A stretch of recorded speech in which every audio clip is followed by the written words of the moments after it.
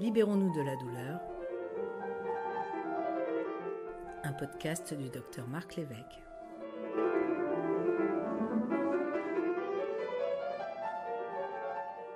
Les douleurs rhumatismales, qu'elles soient dues à l'arthrose, à la polyarthrite rhumatoïde ou d'autres affections, ont un retentissement sur la qualité de vie de millions de nos concitoyens. Les traitements médicamenteux existent, mais eux aussi peuvent affecter la qualité de vie et sont parfois insuffisants.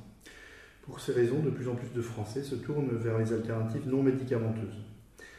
Alors pour nous en parler, nous avons le plaisir et l'honneur de recevoir le professeur Julien Lizard, professeur des universités et praticien hospitalier en thérapeutique au CHU de Nantes. Donc le professeur Lizard est rhumatologue et médecin de la douleur et chef de service de la douleur, des soins palliatifs et de support éthique et clinique, et également de médecine intégrative. Alors, bonjour, professeur Lizard. Bonjour. Alors, on connaît tous le terme d'arthrose, mais finalement, qu'est-ce que ça recouvre comme réalité ? Qu'est-ce que l'arthrose ? Alors Marc, comme vous le dites très justement, la douleur chronique de l'appareil locomoteur touche des millions de Français, augmente avec l'âge. Et si je devais être très schématique, je dirais qu'il y a d'un côté les maladies qu'on appelle dégénératives, comme l'arthrose, qui augmente avec l'âge. On a tous entendu parler de personnes autour de nous qui ont de l'arthrose du genou, de l'arthrose de hanche ou de l'arthrose lombaire. Et donc plus on avance en âge, plus on a de chances d'avoir une dégénérescence, essentiellement du cartilage. C'est-à-dire que le cartilage s'abîme.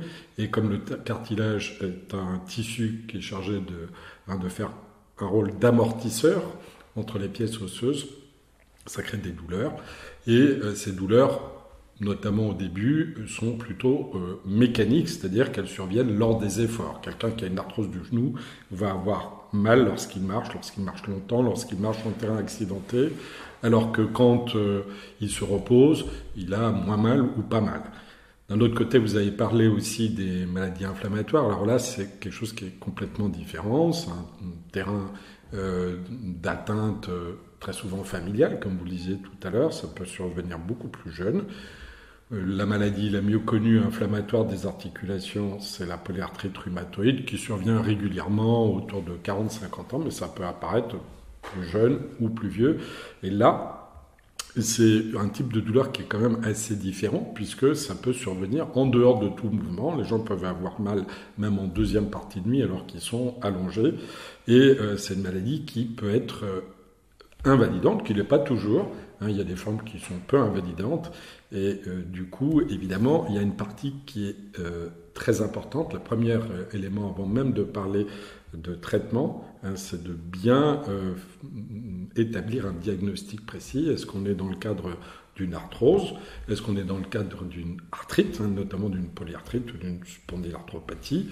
Et parce que même si un certain nombre de traitements non médicamenteux vont être très présents, on va en parler tout à l'heure, les traitements médicamenteux et notamment les biothérapies, les traitements, on va dire, de deuxième ou troisième intention dans les maladies inflammatoires vont concerner aujourd'hui, en 2023, essentiellement les maladies inflammatoires. On ne va pas prescrire des biothérapies aujourd'hui dans l'arthrose du genou d'un sujet de 55 ou 60 ans.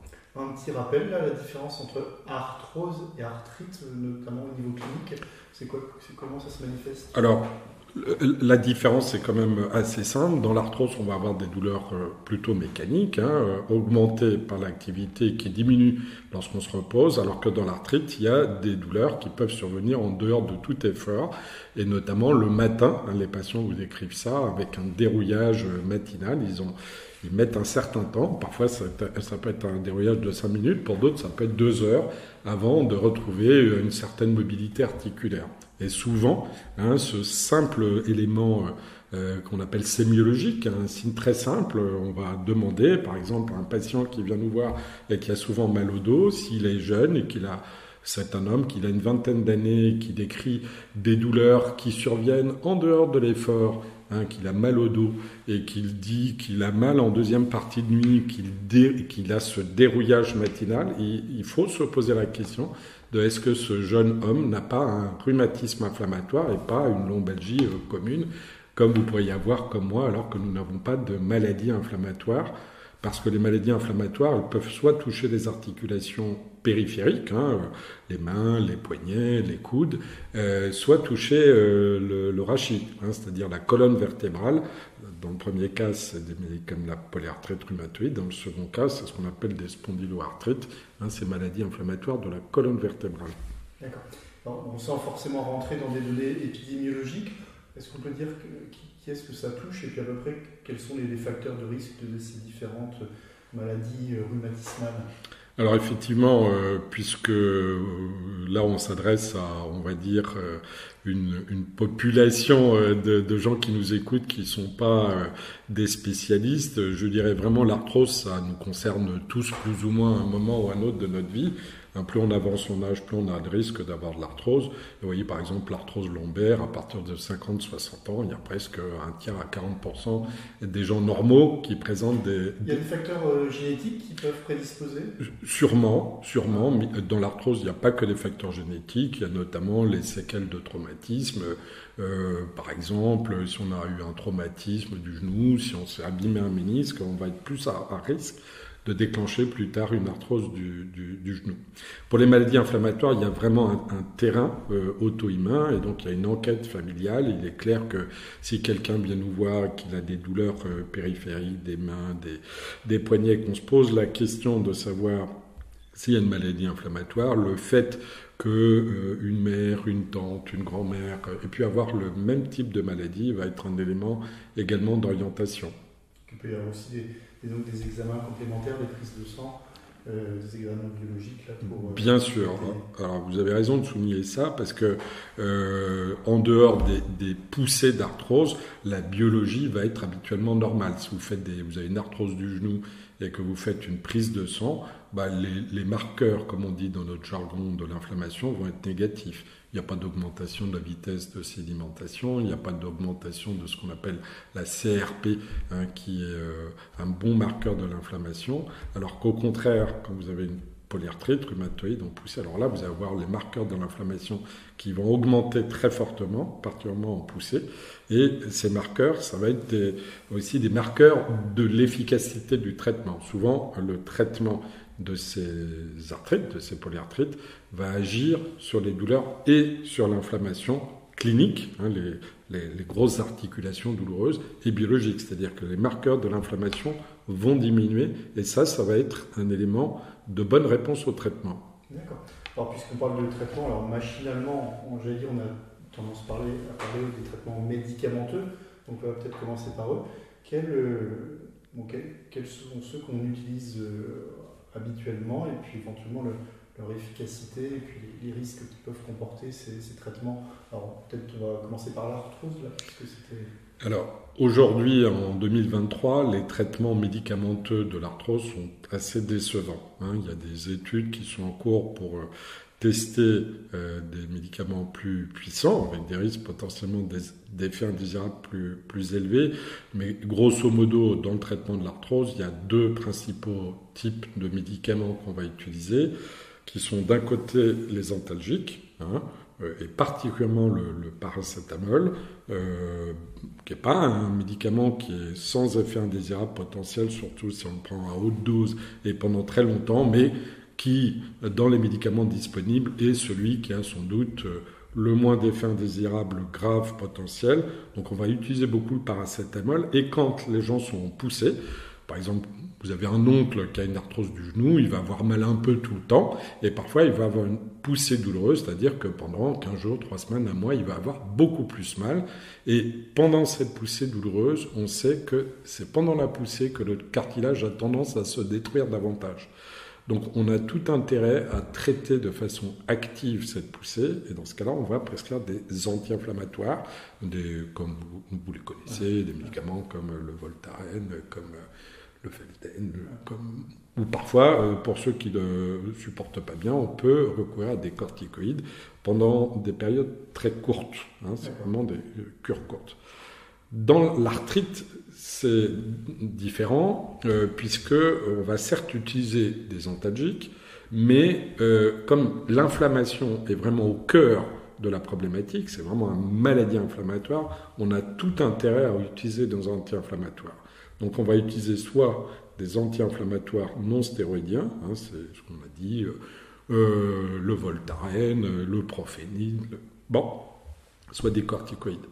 Et les corticoïdes, c'est des médicaments qui peuvent être très efficaces, notamment lors des poussées, on peut utiliser des doses plus élevées, mais dont on sait, ça a révolutionné le traitement des rhumatismes inflammatoires, mais dont on sait qu'il ne faut pas les prendre à doses importantes pendant des mois et des années, parce qu'ils peuvent être eux-mêmes responsables de complications, je ne vais pas détailler, mais qui peuvent être ennuyeuses, d'ostéoporose, d'œdème, de prise de poids, d'éléments comme ça. Donc l'idée, ça fait maintenant un certain temps qu'on sait, c'est que un certain nombre de rhumatismes inflammatoires vont être équilibrés avec des petites doses de corticoïdes.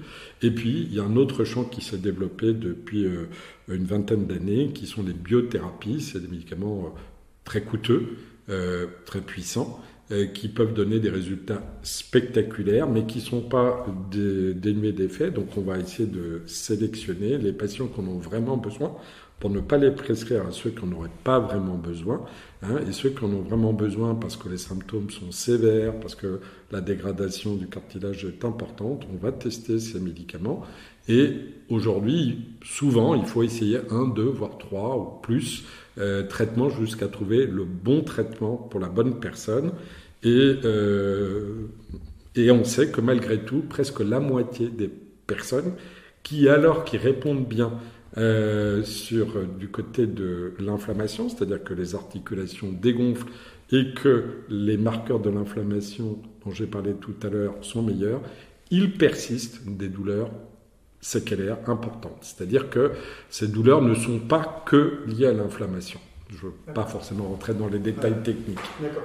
Et on a une idée un petit peu, bien sûr, du mécanisme sur lequel alors, je sais pas, est-ce qu'on peut donner des noms, par exemple, de ces nouveaux traitements là, qui sont ces nouveaux traitements qui agissent? Alors, oui, je pense que ceux qui sont mieux connus, peut-être dans le public, c'est ce qu'on appelle les anti-TNF-alpha.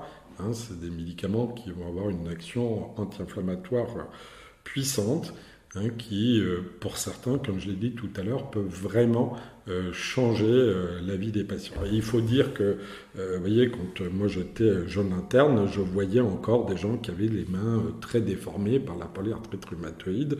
On apprenait d'ailleurs les signes, reconnaître les déformations du poignet, des doigts, et maintenant ça a pratiquement disparu.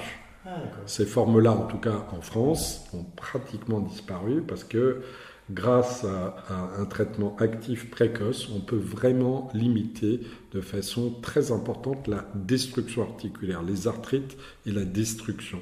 Par contre, comme je le disais, les douleurs peuvent persister parce qu'elles ne sont pas liées que à l'inflammation, elles sont liées aussi notamment à ce qu'on appelle l'hypersensibilisation neuronale, c'est-à-dire que quand on a mal pendant longtemps, des mois ou des années, les neurones de la douleur deviennent un peu hypersensibles et cette hypersensibilité des neurones de la douleur répond pas ou très mal aux anti-inflammatoires et aux antalgiques. On va se tourner vers d'autres types de traitements médicamenteux et non médicamenteux. Pour les médicamenteux, c'est essentiellement des antidépresseurs. Alors, on a abordé une des précédents podcasts avec un vétérinaire, Thierry Boite, la question de certains anticorps monoclonaux. Est-ce qu'on les utilise aussi? Alors je sais qu'il nous a dit que ça pouvait être très efficace chez les animaux, notamment de compagnie. Est-ce que c'est utilisé aujourd'hui, certains anticorps? Il me disait que non, en raison que certains effets indésirables chez l'homme, on les réservait plutôt à l'animal. Alors je serais tenté de vous dire joker parce que c'est pas mon domaine de compétences prioritaire, mais je ne crois pas que ce soit... Effectivement, oui, pour l'instant, mais par contre, c'est pas encore possible chez l'homme, mais chez l'animal, ça commence à l'être.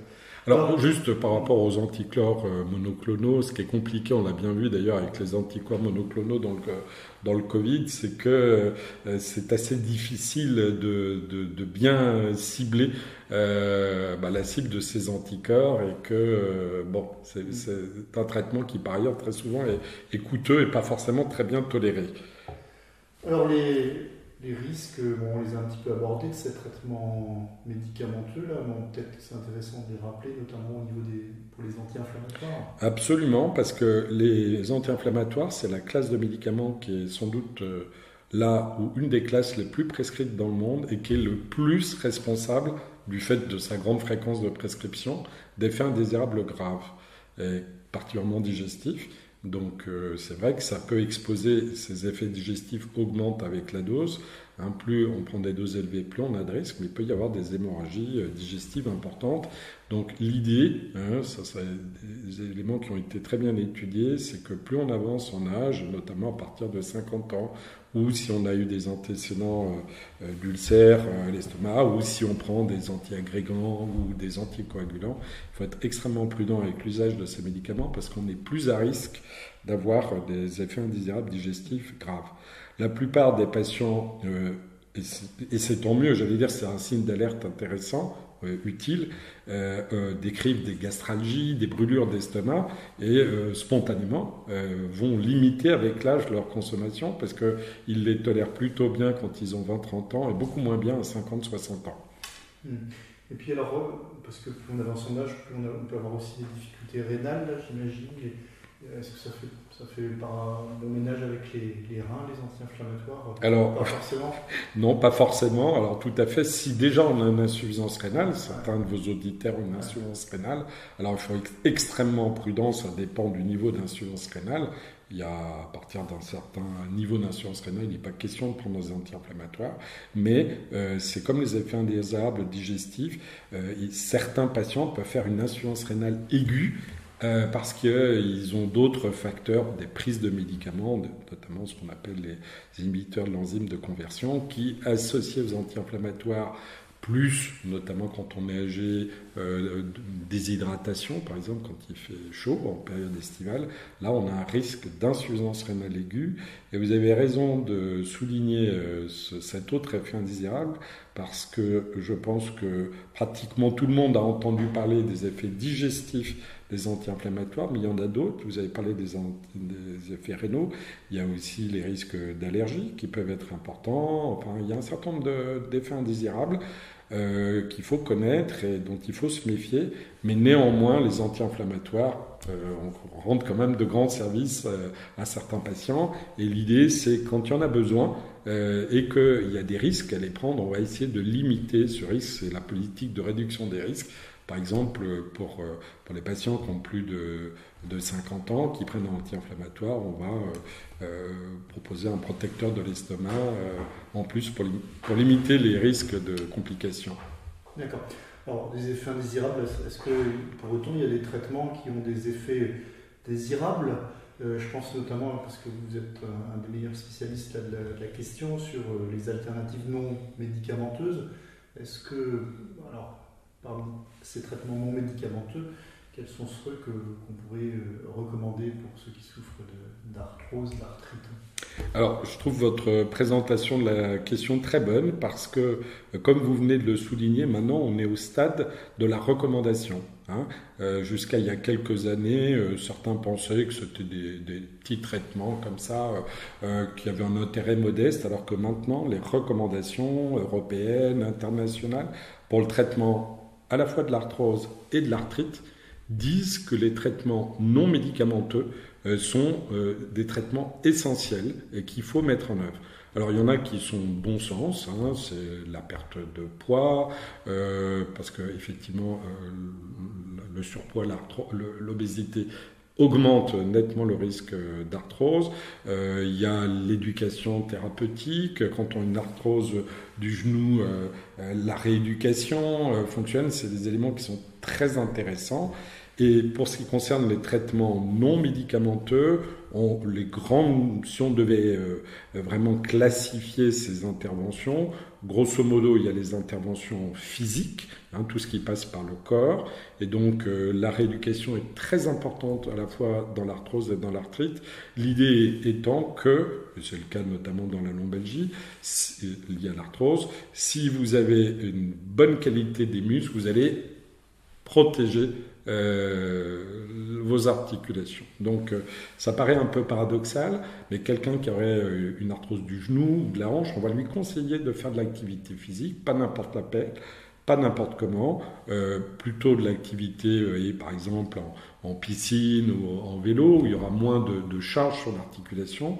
Mais ce qu'il faut retenir, c'est que l'exercice physique est toujours bon dans la douleur chronique, où qu'elle se situe, pour des tas de raisons. Elle entretient les muscles qui protègent l'articulation, mais elle est bonne également pour le moral et pour le sommeil. Et tous ces éléments ont un impact très important sur les douleurs. Donc, dans ce chapeau des interventions physiques, il y a l'exercice qui est vraiment aux premières loges. Et puis, il y a des techniques qu'on peut apprendre, notamment ce qu'on appelle la neurostimulation transcutanée, qui est une technique relativement simple d'usage à condition d'apprendre à bien la pratiquer et qui consiste à mettre des électrodes au pourtour de la zone douloureuse et, grâce à un générateur, de faire de stimuler en fait les fibres qu'on appelle du tact. C'est un peu le mécanisme que ferait une maman qui verrait son enfant tomber sur le genou, va lui frotter le genou. En faisant ça, elle active les fibres du tact qui elles-mêmes inhibent la douleur. En mettant ces électrodes, on va stimuler les fibres du tact et inhiber la douleur. Et ça, c'est très intéressant. D'abord parce que ça peut parfois donner très bons résultats, et aussi parce que le patient devient actif. Et c'est du même registre que l'exercice physique. Être actif vis-à-vis de ses douleurs, c'est déjà un élément fondamental. C'est de ne pas dire « j'attends tout d'un médicament, j'attends tout d'un kiné, j'attends tout d'un ostéopathe qui va faire ma place. C'est moi qui m'engage pour aller mieux ». Donc, évidemment, il y a plein d'autres interventions physiques, l'ostéopathie, l'acupuncture. Alors, une question le chaud, le froid, est-ce qu'ils ont, puisqu'on parlait des traitements physiques, est-ce qu'ils ont leur place? Absolument, donc je ne voulais pas tous vous les détailler, mais vous avez tout à fait raison, le chaud et les froids ont leur place. Et si je devais résumer, bien que ce soit assez dépendant des patients, donc il faut tester. On va dire que quand on a des contractures musculaires, chacun l'a expérimenté, si on a une lombalgie ou une douleur du cou et des trapèzes, dès qu'on a une contracture, le chaud va être intéressant à poser sur un muscle pour le décontracter. Et par contre, ceux qui ont une arthrite, une polyarthrite, savent que sur une articulation chaude, très douloureuse, le fait d'appliquer du froid va avoir un effet antalgique, diminuer les douleurs parfois de façon marquée. Et vous voyez bien qu'acheter une bouillotte, une petite poche qu'on met au micro-ondes pour faire du chaud, ou prendre des glaçons et les mettre sur son genou qui est rouge, c'est extrêmement simple, ça coûte pratiquement rien et ça peut être très efficace. De même, le froid sur les migraines peut être très intéressant, les migraineux le savent bien. Et la place de la cryothérapie, par exemple, est-ce que ça a sa place aujourd'hui dans ce type de douleur? Alors ça, c'est une excellente question. La cryothérapie, c'est le fait d'aller, certains le proposent dans des cabines avec des froids intenses et d'y rester quelques minutes. Alors c'est difficile de répondre de façon très claire à ce sujet parce qu'en fait, les études disponibles sont pas toujours de grande qualité et que justement, notamment dans la polyarthrite rhumatoïde, on peut pas du tout conclure. Donc ça veut pas dire que ça peut ne pas marcher. Moi, j'ai certains patients qui m'ont dit que ça avait eu un impact important sur leur douleur ou leur fatigue. Mais en tout cas, pour ceux qui seraient tentés d'y aller, il faut faire bien attention, comme pour toutes ces interventions non médicamenteuses, sur qui propose le traitement, de quel diplôme il dispose, dans quel environnement il le fait, parce qu'on peut tout à fait avoir affaire à des gens qui n'y connaissent rien et qui essayent de gagner de l'argent sur le dos des patients douloureux. Alors on a parlé là du corps au niveau des alternatives non médicamenteuses, mais finalement en fait, les douleurs elles arrivent au niveau de la tête, donc il y a les moyens un petit peu là pour réguler la douleur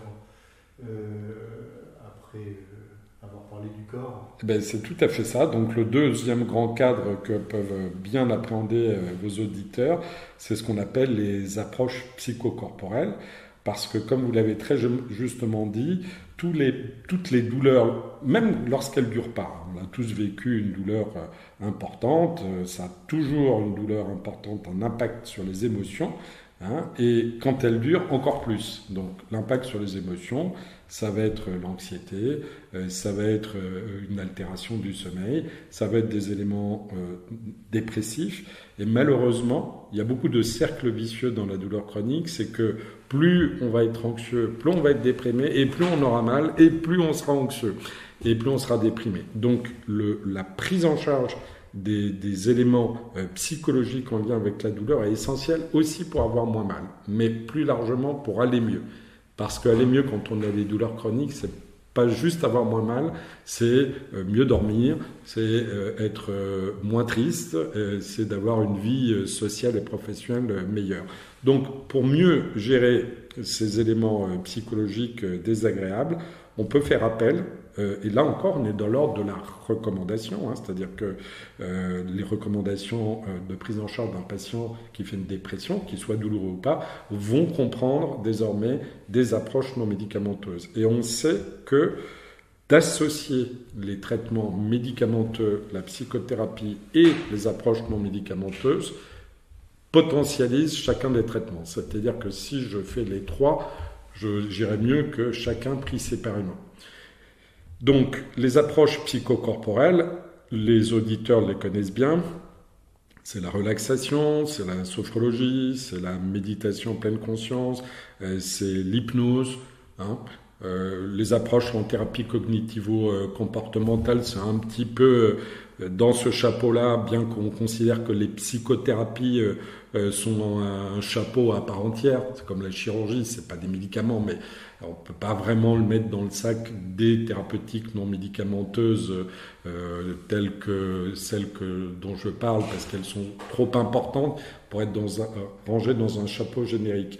Donc, du coup, toutes ces approches, relaxation, méditation, sophrologie, hypnose, elles ont été évaluées dans l'arthrose, elles ont été évaluées dans l'arthrite, dans la polyarthrite notamment, avec des séries de patients maintenant importantes, et on sait que, si je devais le faire à grosse large, ça peut avoir un impact sur l'anxiété, sur la dépression, sur les cognitions aussi, sur les facultés cognitives, c'est-à-dire beaucoup de patients douloureux disent qu'ils perçoivent des troubles de l'attention, de la mémoire, ça peut avoir un impact sur ces éléments-là. Et je redis ce que je viens de dire précédemment, c'est-à-dire que peut-être même plus encore pour ces approches-là, à orientation psychothérapique, il faut faire très attention de qui est le praticien qui va vous apprendre, de quel diplôme il dispose, dans quel environnement il fait cette pratique et pour quelle indication. Parce que, si je prends l'exemple de l'hypnose ou de la sophrologie, elles peuvent être faites d'hypnose par un psychiatre qui est un médecin qui a fait 10 ans d'études, 6 ans d'études de médecine et 4 ans d'internat de psychiatrie, et qui a fait une formation avec un diplôme universitaire d'hypnose, mais elle peut être faite aussi par n'importe qui a une formation très courte et qui est non reconnue par l'État. Et aujourd'hui, même si je sais que c'est un sujet que vous souhaitez aborder tout à l'heure, c'est pas régulé par l'État. Donc n'importe qui peut dire qu'il fait de l'hypnose ou de la sophrologie, et évidemment il n'aura pas forcément les compétences pour accompagner un patient en souffrance.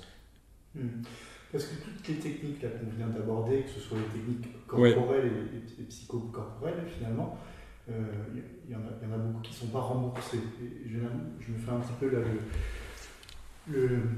l'interprète des patients. Il y en a beaucoup qui disent bah oui, mais si c'est pas remboursé, c'est que c'est pas efficace. Alors bon, qu'est-ce qu'on répond à ce type d'argument? Alors, je dirais, c'est pas exact, hein, parce que, par exemple, si on reprend les règles de base dont on a parlé tout à l'heure, l'exercice qui est le traitement non médicamenteux numéro 1, il n'est pas remboursé. Et vous savez que l'activité physique adaptée, qui est un élément essentiel, par exemple, chez le patient en Belgique, hein, l'activité physique adaptée, elle est prise en charge par la sécurité sociale que dans un cadre extrêmement strict, et pour l'instant, elle n'est pas remboursée. Et pourtant, c'est extrêmement utile et tout à fait efficace. Donc, il n'y a pas de corrélation entre efficacité et remboursement. C'est simplement parce que je pense que, notamment en France, c'est moins le cas dans les pays de l'Est de l'Europe, l'Allemagne, la Suisse, les pays scandinaves, mais aussi les États-Unis, le Canada. Il y a une tradition de prescription médicamenteuse. Vous le savez avec les psychotropes, on est les champions du monde de la prescription des psychotropes. Et c'est pas le cas de nos voisins. Et donc, il y a une culture de la prescription médicamenteuse sur laquelle petit à petit on avance. C'est-à-dire que les médicaments, c'est bien.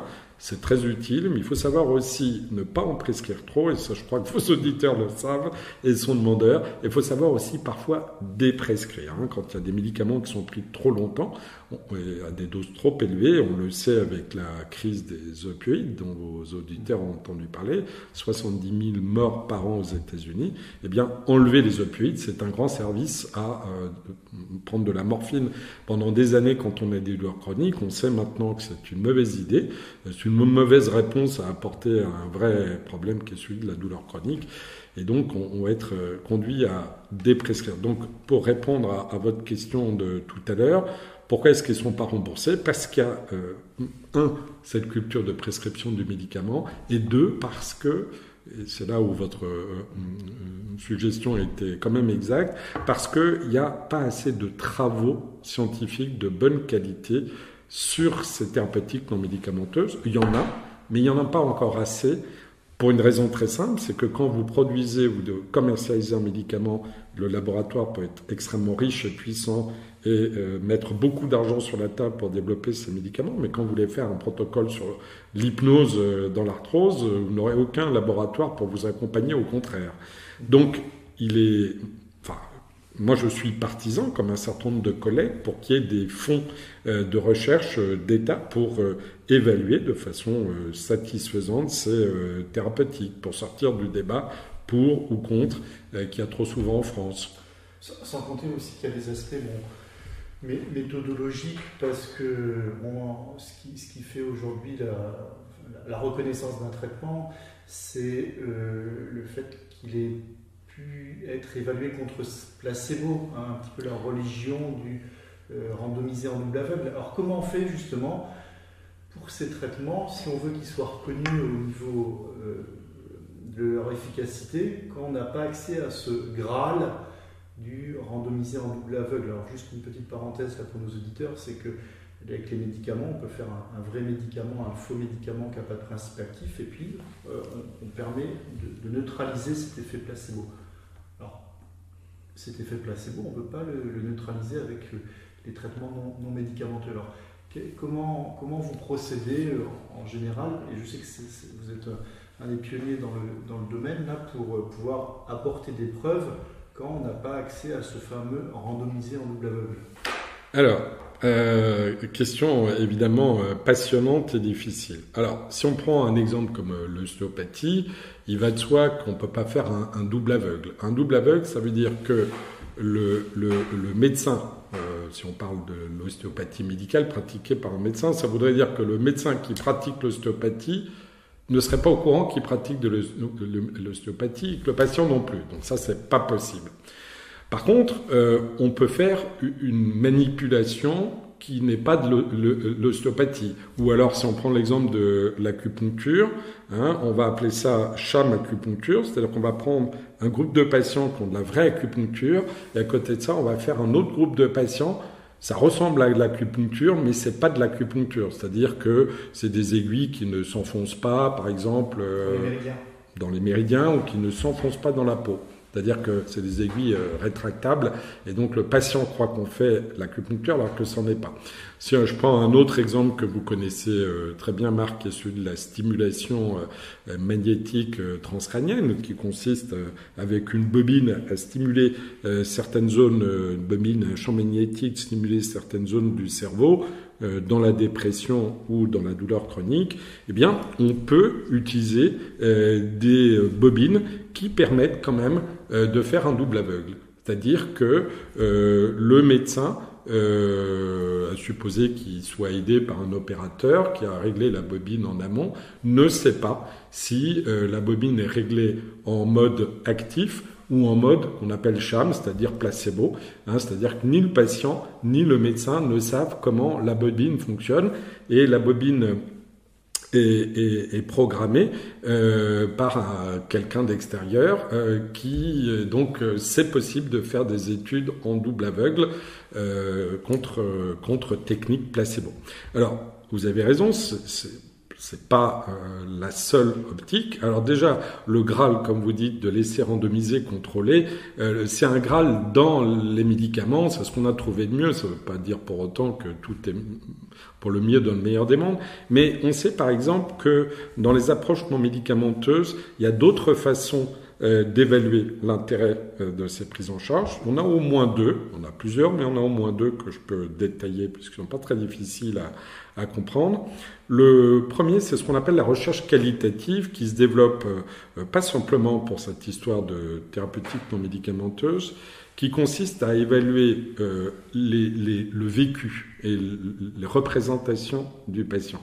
Je vous donne un exemple. Si on veut évaluer l'efficacité de l'acupuncture pendant l'accouchement, si on fait une étude habituelle, on va mettre les aiguilles et puis on va évaluer la douleur pendant l'accouchement dans un groupe qui a de la vraie acupuncture, l'autre pas. Mais on peut aussi tout simplement interroger les patientes en face à face après pour leur demander comment elles ont vécu cette expérience de l'acupuncture. Est-ce que ça les a aidées? Est-ce qu'elles redemanderaient de l'acupuncture si on leur proposait? Est-ce qu'elles conseilleraient à une amie d'accoucher sous acupuncture? Et donc c'est pas antinomique, c'est deux recherches qui sont utiles, qui sont souvent complémentaires, et dès lors qu'on s'occupe de symptômes chroniques comme la douleur chronique, c'est très intéressant d'associer les deux parce qu'ils n'évaluent pas exactement les mêmes aspects, la recherche quantitative et les qualitative.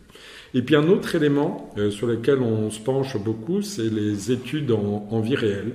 C'est-à-dire que si je prends une population de Long-Belgique, je peux, dans la vraie vie, regarder ce que sont devenus les Long-Belgiques parmi ceux, plusieurs milliers de patients Long-Belgiques qui ont eu des soins habituels, des soins courants, puis une autre population de Long-Belgique qui aurait eu recours à l'acupuncture ou à l'hypnose ou une approche non médicamenteuse, et voir ce qu'ils deviennent en termes de douleur, ce qu'ils deviennent en termes d'activité professionnelle, ce qu'ils deviennent en termes de consommation de médicaments, d'examens complémentaires. Voilà, donc ça c'est des éléments qu'on discute avec les autorités de santé parce que vous avez raison de dire que beaucoup de gens croient que le Graal, c'est les essais randomisés contrôlés.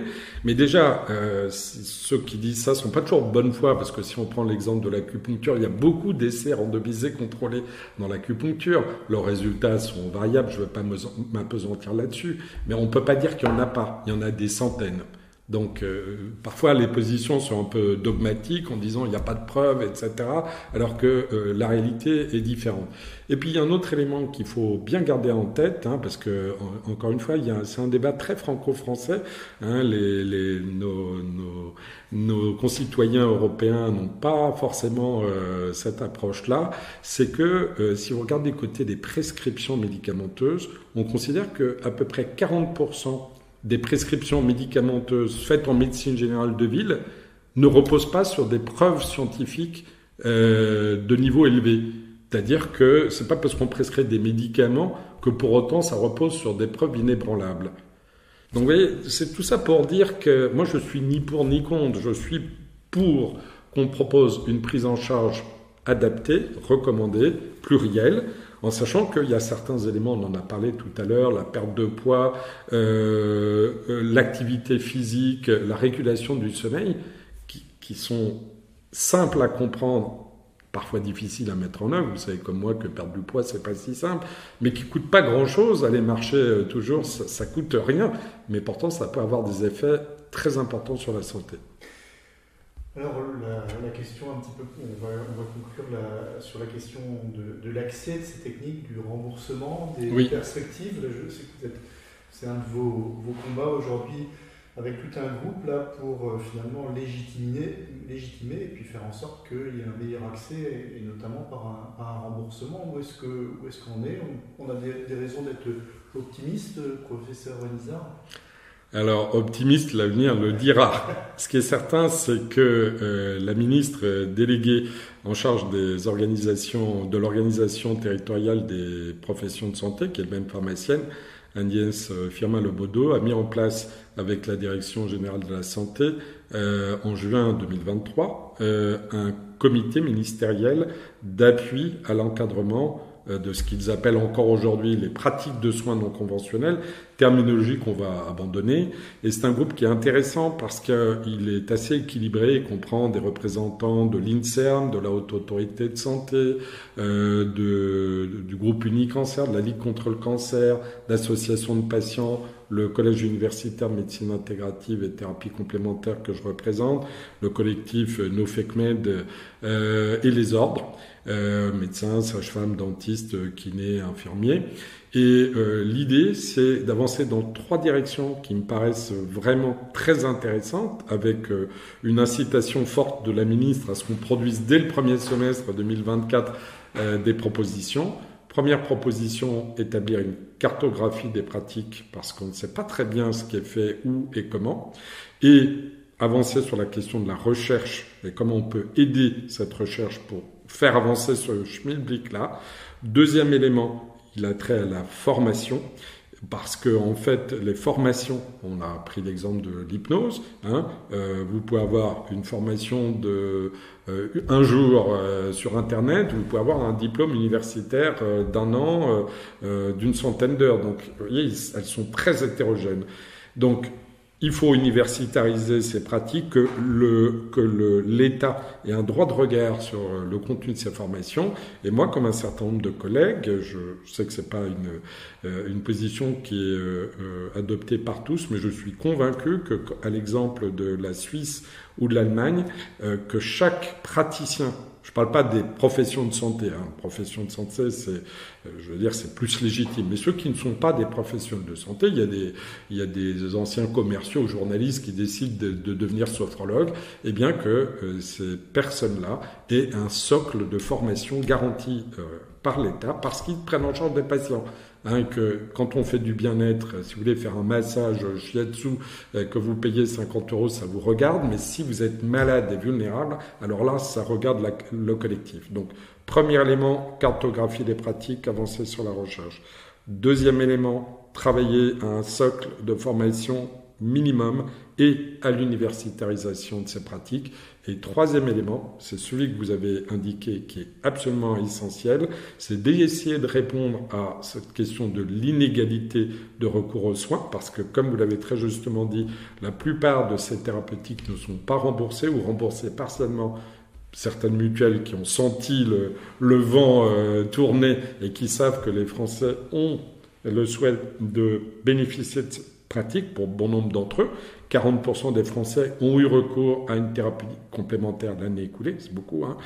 Eh bien, du coup, sur le modèle, de très bon modèle des soins de support en cancérologie, ou dans le cadre du cancer et de l'après-cancer, certains soins de médecine complémentaire sont remboursés, on puisse élaborer avec ce comité des propositions pour que certaines indications, certains pratiques pratiquées par des professionnels avec un diplôme reconnu puissent être remboursés. C'est ce qui s'est passé avec le dispositif Mon Psy, c'est-à-dire que plusieurs séances avec un psychologue qui auparavant n'étaient pas remboursées, maintenant peuvent l'être quand vous avez des douleurs chroniques. Donc c'est des pistes intéressantes. La ministre nous a demandé de produire dès le premier semestre 2024, et vous devriez en entendre parler, des recommandations à l'usage du citoyen pour être alerté sur les risques de dérive auprès de certains praticiens. Donc c'est ce qu'on appelle un dérivomètre, des risques d'alerte. Mais se préoccuper des risques, c'est bien, mais il faut aussi essayer de faire en sorte que les bénéfices de cette thérapeutique soient mieux mis en avant par des professionnels mieux formés. Et je pense que ça, c'est une dimension des travaux de ce comité vraiment intéressante. Je suis assez confiant pour cette suite. Professeur Lizard, un grand merci pour ce tour d'horizon sur les thérapies non médicamenteuses et en particulier dans leur application dans les maladies rhumatismales. Un grand merci. Merci beaucoup à vous.